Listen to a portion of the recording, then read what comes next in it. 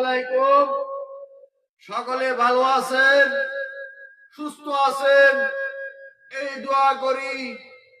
আপনাদের মাঝে আমি অল্প কিছু কথা নিয়ে আসছি। লজ্জা করে, লজ্জার বিষয়, এই দালাল নিয়ে কথা বলতে লজ্জার বিষয়।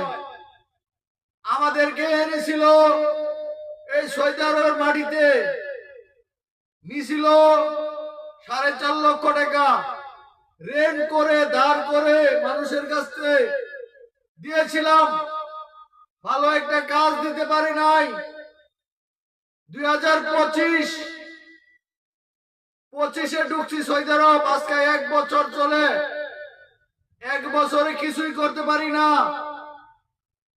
আমার সাথে আমার ছোট ভাই মানসুর এসেছিল, মাসুদ ভাই এসেছিল, মতিউরদুল্লাহ ভাই এসেছিল,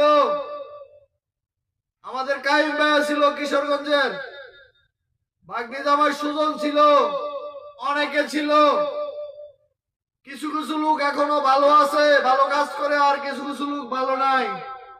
তুই দালাল মাদার চোদ আনছস আঙ্গর এলাকার, তুই এলাকার একজন মানুষ, তুই আদম মাদার চোদ তুই আনছস। তরে বলছে আমি, মানুষের মতো তরে ছাইড়া দিব না। 5 বছর হয়ে গেলে মানুষ ভুলে যায়, আমরা বলবো না। আমরা এমনও সময় গেছে রাস্তায় ঘুমাইছি, মানুষের ওয়ালের সিফায় ঘুমাইছি, আন্ডারগ্রাউন্ডের ভিতর রাখছস জাদানিয়া, অনেক জায়গায় রাখছস।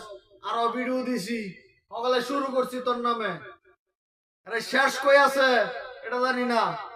আমরা ভালো ঘরের সন্তান, আমরা কোনো খারাপ ফ্যামিলির সন্তান না। আমরা রাজনীতি পরিবারের ছেলে, আমরা কোনো খারাপ কাম করি না। আঙ্গরটা আইন না তুই দিস জল ফালায়া। তোরে বিশ্বাস করে আমার বাপ মায় তোরে টাকা দিছিল, ভালো একটা কাজ দিবে সৌদি আরব আইন না। আমি বাংলাদেশে থাকলে তো ভালো আছিলাম আমি। তুই আর আমার খালো ফালাইছস, মনে হচ্ছস খালো ফালাই দিছি। তোর 14 লাখ টাকা লাভ হয়েছে, তোর 14 লাখ টাকা লাভ হয়েছে। 6টা লোকের না খায়ের মেয়ের সুদ্ধা, খায়ারটে সুদ্ধা 14 লাখ টাকা লাভ হয়েছে।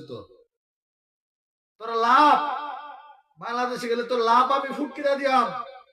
তুই যত বড় শ্যাড হইস কাম হবে না, ভুলবো না। 5 বছর পরে যা তো আমি ভুলবো না। নাই আমি নাই